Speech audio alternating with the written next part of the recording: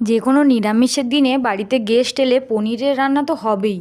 তাই আজ আমি তোমাদের সঙ্গে একটি নিরামিষ পনিরের রেসিপি শেয়ার করছি। প্রথমে নিয়ে নিয়েছি 200 গ্রাম মতো পনিরকে ভালো করে ছোটো ছোটো টুকরো করে কেটে নিয়েছি। প্রথমে একটু বড় সাইজ করে কাটছিলাম, তারপরে দেখলাম যে পনিরটা একটু শক্ত আছে, তাই জন্য ছোটো ছোটো সাইজ করে কেটে নিয়েছি। তারপরে দিয়ে দিলাম কড়াই গরম করে দিয়ে দিলাম কিছুটা তেল দিয়ে ভালো করে পনিরগুলোকে ভেজে নেব।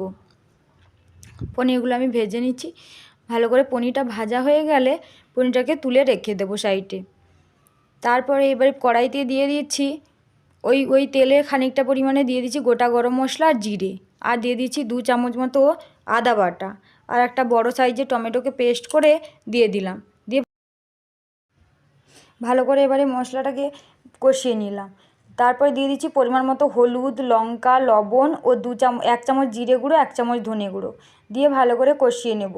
মশলা থেকে তেল ছাড়তে শুরু করে দিয়েছে। এবারে হাতে 1 মুঠোর মতো কাজু নিয়ে পেস্ট করে নিয়েছি, ওই কাজু পেস্টটাও দিয়ে ভালো করে কষিয়ে নেব। মশলা ভালো করে কষানো হলে তরকারির টেস্ট কিন্তু খুব অসাধারণ হয়। তারপরে আবার ভালো করে কষিয়ে নিচ্ছি।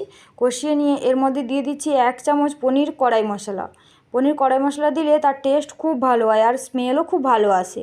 তারপরে দিয়ে দিচ্ছি আগে থেকে ভেজে রাখা পনিরগুলো দিয়েও ভালো করে কষিয়ে নেব। পনির দিয়ে ভালো করে 5 মিনিট কষিয়ে নিয়েছি। তারপরে দিয়ে দিলাম দুধ। তোমরা এখানে জলও ইউজ করতে পারো। আমি দিয়ে দিয়েছি 1 কাপ মতো দুধ আর 1/2 কাপ মতো জল দিয়ে ভালো করে আবার ফুটিয়ে নেব।